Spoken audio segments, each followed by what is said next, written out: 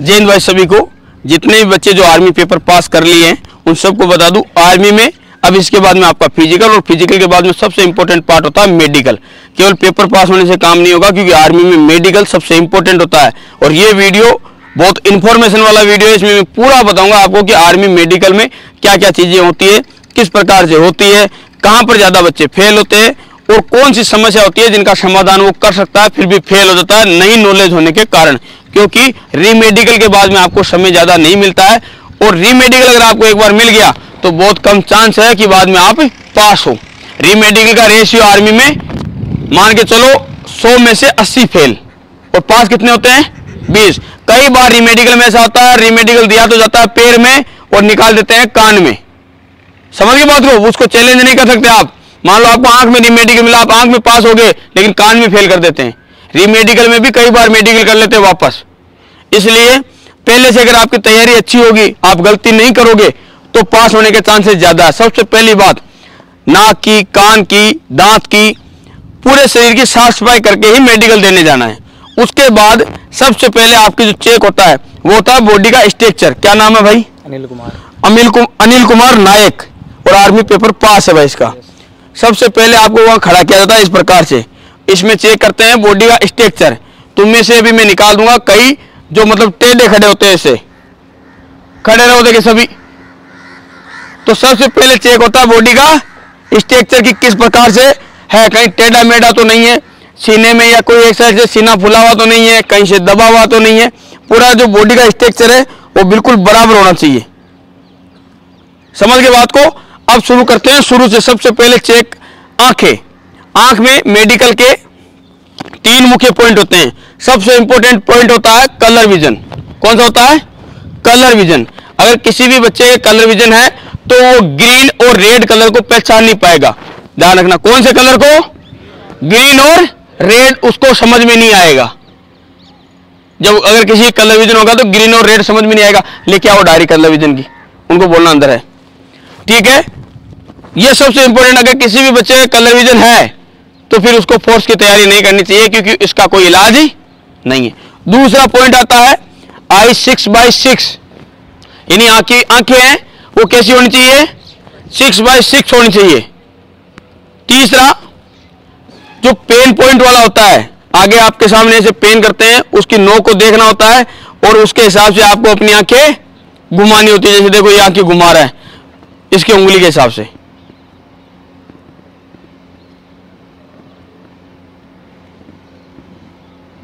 इस प्रकार से। एक जो मुख्य कई बच्चे क्वेश्चन पूछते हैं वो तो पूछते हैं लेजर ऑपरेशन का। आर्मी मेडिकल में लेजर ऑपरेशन वाला पास ही नहीं होता है। आपने देखा होगा आर्मी मेडिकल में आपको अंधेरे में लेके जाते हैं और एक लाइट मारते हैं आंखों में, और लेजर ही चेक करते हैं कि कहीं इसने लेजर ऑपरेशन तो नहीं करा रखा आंखों का। तो एसएससी जीडी में चल जाता है, लेकिन आर्मी में नहीं। उसके बाद में आते हैं नाक में। नाक पे होता है डीएनएस, नाक की हड्डी जिसकी टेढ़ी मेढ़ी होती है। ये जो मैं पॉइंट बता रहा हूं ये वही पॉइंट है जिसको नॉलेज नहीं होने के कारण उसमें पॉइंट ले लेता है। ध्यान रखना, अगर किसी का भी नाक यहां से टेढ़ा मेढ़ा है इसको बोलते हैं डीएनएस। इसका मेडिकल पॉइंट बनता है 100% बाहर कर देते हैं। लेकिन अगर आप इसकी सर्जरी करा लेते हैं तो फिर आप मेडिकली फिट हो सकते हैं, और इसकी सर्जरी का ज्यादा खर्चा नहीं है, 2-4 हजार रुपए लगते हैं। और मैक्सिमम 30 दिन के अंदर कितने दिन में? 30 दिन बाद में कुछ पता नहीं चलेगा, बिल्कुल नॉर्मल हो जाएगा और कोई भी मेडिकल में आपको बाहर नहीं करेगा।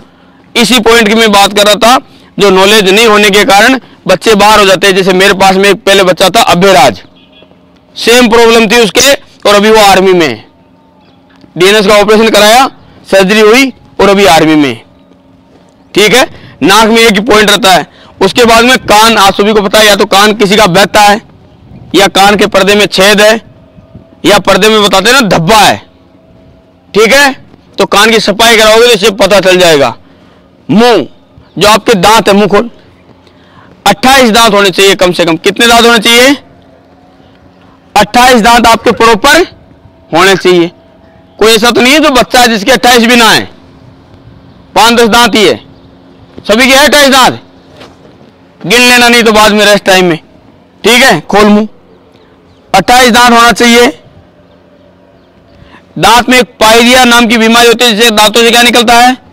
खून निकलता है। पायरिया बोलते हैं ना उसको, वो बीमारी नहीं होनी चाहिए, दांत आपके टूटे हुए नहीं होने चाहिए, डांडें उखाड़ी नहीं होनी चाहिए कि आपकी डांडें उखाड़ दी गई है, वो फिर आर्मी में चलेगा नहीं। कई लोग बोलते हैं क्या दांतों से कौन सी गोली चलानी है? अरे गोली तो नहीं चलानी, लेकिन तेरे को खाना तो पड़ेगा दांतों से। आज तेरे 4-5 गए हैं, क्या पता आने वाले दिन में पूरे चले जाए, फिर तेरे लिए अलग से खाना बनाना पड़ेगा, मेस में दाल रोटी। उसके बाद में हाथ,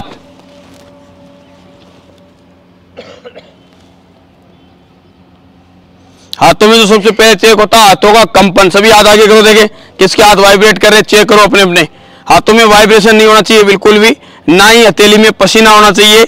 हाथ इस प्रकार से मिलाओ सभी, और मिलाने के बाद में आपके यहां से टच नहीं होनी चाहिए, इसको बोलते हैं कैरी एंगल। अगर किसी का टच हो रहे दिखाओ, देखे ऐसे नीचे करो, ऐसे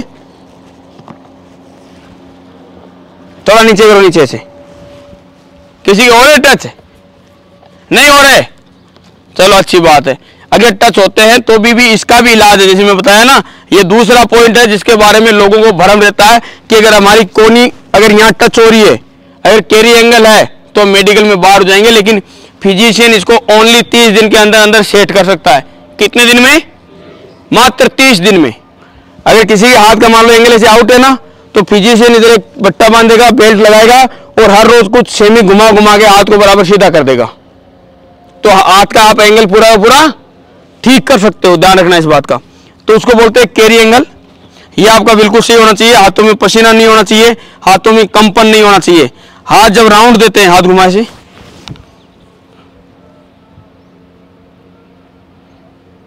एक एक हाथ को, दूसरा हाथ, ये भी दूसरा हाथ का एंगल चेक करने के लिए काम लेते हैं। फिर इसके बाद में आ जाता है सीना, जो आपके चेस्ट में कोई गांठ नहीं होनी चाहिए। क्या नहीं होनी चाहिए? गांठ। किसी के है तो नहीं चेस्ट में गांठ? चेस्ट की गांठ नहीं होनी चाहिए। अगर है तो उसकी सर्जरी करा लेना पहले ही, ठीक है ना। यहां गांठ हो जाती है कईयों के, चेस्ट में आपके गांठ नहीं होनी चाहिए भाई, बिल्कुल ही ध्यान रखना। जो आपका फुला करो सीना, और अब गिनती शुरू कर 10 से। 10, 9, 8, 7, 6, 5, 4, 3, 2, 1, 0। यानी कम से कम आप 10 तक अपना सांस होल्ड कर सको, इतनी क्षमता होनी चाहिए। इससे अगर आप ऐसा कर लेते हैं, इसका मतलब आपके लंग्स बिल्कुल ठीक है। एक बार फिर से देख लीजिए, फुला भाई, बाकी सभी फुलाओ। हाँ, मैं बोल रहा हूं गिनती 10, 9, 8, 7, 6, 5, 4, 3, 2, 1, डाउन। अगर 10 तक आप होल्ड कर लेते हो और बिना खांसी चले, तो इसका मतलब आपके लंग्स बिल्कुल फिट है, कोई प्रॉब्लम नहीं है। इसके बाद में जो अगला पॉइंट आता है, वो आता है रीढ़ की हड्डी। पीछे जो आपकी बैकबोन है, नीचे झुक, पूरा झुक जा। इसमें कोई क्रैक नहीं होना चाहिए। जो आपकी बैकबोन है, इसमें कोई भी किसी भी प्रकार का क्रैक नहीं होना चाहिए। ध्यान रखना, ये बिल्कुल सही होनी चाहिए रीढ़ की हड्डी। एसएससी जीडी में एक्सरा कर लेते हैं, लेकिन आर्मी में इसे ठोक बजा के चेक करते हैं। समझ गए बात को? खड़ा हो जाओ भाई। अब इसके बाद में आते प्राइवेट पार्ट्स। आगे के लिए जो आपकी गोलियां हैं, कितनी होनी चाहिए? अगर 3 है तो कोई समस्या नहीं है, लेकिन मेडिकल में फेल हो जाओगे। कोई ऐसा है जिसके 3 गोली हो? अरे चेक कर लो अपनी अपनी, लगाओ ऐसे हाथ। अच्छा, सबको कॉन्फिडेंस है, कईयों को नहीं हो, चेक कर रहे हैं। अरे कितनी गोली होनी चाहिए? और दोनों की साइज बराबर होनी चाहिए, और वो भी नॉर्मल। ऐसा नहीं बहुत ज्यादा साइज हो, उसको बोलते हैं हाइड्रोसील। समझ के बात को? 2 गोली होनी चाहिए, दोनों के दोनों बराबर होनी चाहिए। अब एक बात यहां पर ध्यान रखना, जैसे अपना जिस साइड में दिल है ना, दिल कौन सी साइड में? Left side. उस साइड की गोली हल्की सी नीची हो सकती है, 19-20 का फर्क ही हो सकता है, उतना चलता है। या लिंक की जिस साइड में पोजीशन रहती है पूरे दिन, उधर की भी गोली थोड़ी सी डाउन हो सकती है। समझ गए बात को? तो उससे घबराने की जरूरत नहीं है। गोलियां दोनों की दोनों कैसी होनी चाहिए? बराबर होनी चाहिए। 2 ही गोली होनी चाहिए, उससे ज्यादा नहीं। ना छोटी ना बड़ी। अगर छोटी होती है तो हाइड्रोसील हो जाता है, ध्यान रखना, और वो मेडिकल में बाहर हो जाएगा। उसके बाद में लिंग में एक ही छेद होना चाहिए। कोई ऐसा नहीं जिसके लिंग के 2 छेद है सामने, उसका पॉइंट मिलता है। एक तो होल इज नॉट प्रॉपर, एक 2 होल इन लिंग जो होता है ना पेनिस, वो एक ही छेद होना चाहिए और उसकी पोजीशन भी नॉर्मल होनी चाहिए ऊपर की साइड में, ऐसा नहीं कि नीचे की साइड, मान लो जैसे लिंग है उसकी नीचे की साइड में नहीं, सामने होना चाहिए। ठीक है। अगर जो लिंग की चमड़ी जो जिसके ऊपर नहीं जाते उसको बोलते हैं फीमोसिस। क्या बोलते हैं? ये तीसरा पॉइंट है जिसकी मैं बात कर रहा हूं, जिसकी नॉलेज के नहीं होने के कारण बच्चे आर्मी में बाहर हो जाते हैं। फीमोसिस की जिस भी बच्चे को प्रॉब्लम होती है, डॉक्टर एक छोटी सी सर्जरी करता है और ठीक हो जाती है वो। समझ गए बात को? जिसकी लिंग की चमड़ी ऊपर नहीं जाती, डॉक्टर क्या करते हैं, उसके स्किन के कट लगाते हैं छोटा सा, 3 दिन के अंदर अंदर ठीक हो जाता है और उसके मेडिकल पॉइंट नहीं बनता। लेकिन अगर उसको नहीं पता है किसी को, तो वो क्या किसी को बताएगा नहीं, शर्माता रहेगा, किसी को बताएगा नहीं और उसके वो प्रॉब्लम रहेगी। मेडिकल में जाते उसको क्या करेंगे, बाहर कर देंगे। और जबकि वो छोटी सी चीज है, एक छोटा सा स्किन पे कट लगाते हैं। समझ गए बात को? अरे स्किन के लगाएंगे कट, तुम घबराओ मत। किसी के है ऐसी प्रॉब्लम? है, घबरा जाते हैं, बताते नहीं है, बता देना है।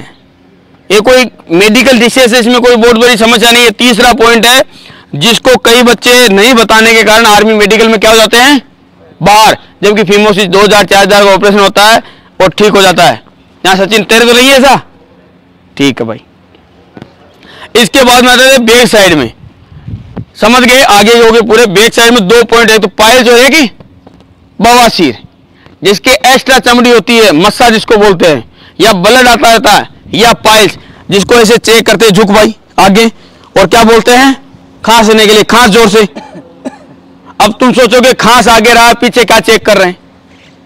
अरे जब आगे खसवाते हैं आगे झुका के और पीछे चेक कर रहे होते हैं, क्योंकि जब खांसते हैं तो पीछे का होल खुल जाता है और उसमें पाइल्स चेक करते हैं डॉक्टर लाइट डाल के, कि इसके पाइल्स की जिसकी बीमारी होती है ना, तो या तो उसके अंदर से ब्लड आएगा या उसके अंदर से एक लाल कलर का या व्हाइट कलर का एक घेरा बन जाएगा पीछे के होल में, और उस बच्चे के जो मतलब मिर्ची विर्ची खाने से क्या हो जाएगा, आग लगती रहेगी पिछवाड़े में डेली।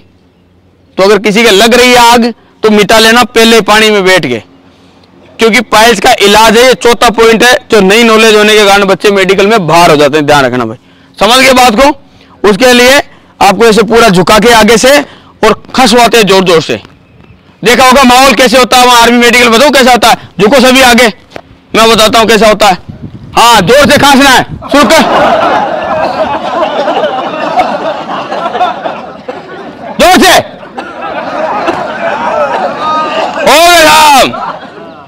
ये ऐसा माहौल होता है आर्मी मेडिकल में, जब ऐसे लाइनें बनाते रहते हैं और ये चड्डी भी तुमने पहन रखी है तो खुलवा दे, तुम बोलो तो है वो वल्गैरिटी वाला लग जाएगा रे यूट्यूब पर, पूरा नंगे कर दिए लड़कों को। समझ गए बात? 2 पॉइंट होते हैं पीछे के, इससे ज्यादा कोई पॉइंट नहीं होता, पीछे होल एक ही होता सभी के। हाँ, इसके बाद में आ जाते हैं नीचे। अब नीचे से नीचे कौन सा पैर मिला? नोकनी। क्या है? सभी मिलाओ अपने अपने पैर, और ध्यान रखना पैर पंजा भी मिलाना है साथ में, आगे से खोलना नहीं है, और पैरों को पूरा पीछे की धकाना है ऐसे पीछे की तरफ। उसके बाद में भी अगर किसी के घुटने यहां से मिलते हैं उसको बोलते हैं नोकनी। ये 5वां पॉइंट है जिसको बच्चा ठीक करा सकता है या ठीक कर सकता है, लेकिन नई नॉलेज होने के कारण इसमें बाहर हो जाता है। नोकनी आपने आप में से भी कईयों को मिल जाएगी। किसी का टच हो रहा है? हाँ? कौन है जिसके टच हो रहा है? आ जा इधर, आ जा। हाँ, जिसके टच हो रहा है इधर आ, देखे दौड़ के यहां खड़ा जा, इधर मिला पैर। ये देखो भाई, ऐसे घुटने टच होते हैं, इसको बोलते हैं नोकनी की प्रॉब्लम। और किसी जल्दी आ, फिर मिला पैर, तेरे नहीं नोकनी, चल भाग, पीछे देखा पैरों को, नॉर्मल सी। अब इसकी आराम से ठीक हो सकती है, इसकी भी ठीक हो सकती है, दिखा देंगे। हाँ, इसकी भी ठीक, तेरे तो है ही ना, थोड़ा सा भी गैप है, तेरे पैरों में बैंड नहीं है, टाइट के पीछे की तरफ ऐसे। हाँ, नॉर्मल है तो हो सकती है ठीक है, फेट कम होगा तो हो जाएगा तेरा काम। चल भाई, हाँ हल्की सी है, नॉर्मल। अब जैसे इसके पैर टच हो रहे हैं तो नोकनी की जो प्रॉब्लम है आराम से ठीक हो सकती है एक्सरसाइज से भी, और अगर एक्सरसाइज से नहीं होती तो आप फिजिशियन की थोड़ी सुविधा ले सकते हैं और उससे ठीक हो जाएगा, मेडिकल पार हो जाओगे 100%। आप अपने शहर के किसी फिजिशियन से मिल लेना, अगर कोई अच्छा है तो मिल जाओ। इसके बाद में अगला जो पॉइंट आता है वो कौन सा आता है? Varicose vein. पैरों में पीछे की तरफ जिसके गुच्छा बनता है। एक बार सभी ऊपर जंप करो ऐसे ऐसे। कोई है जिसको डाउट है वेरिकोज वेन का? कोई नहीं है? जिसके भी गुच्छा बनता है पीछे और ब्लू कलर का गुच्छा बनेगा बहुत ज्यादा, नॉर्मली बनता रहता है, नसें ऐसे बाहर दिखती रहती है। नहीं इसका देखा था अभी, इसके नहीं है।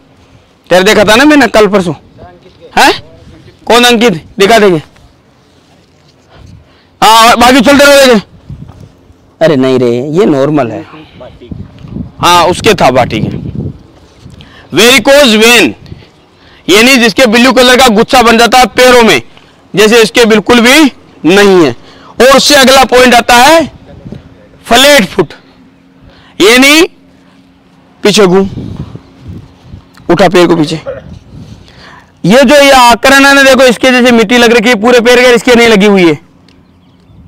ये नहीं, ये चंद्राकार डिजाइन बननी चाहिए पैरों में। दूसरा पैर उठा, अगर नहीं बनती पूरा पूरा पैर लगता है तो उसको क्या बोलते हैं?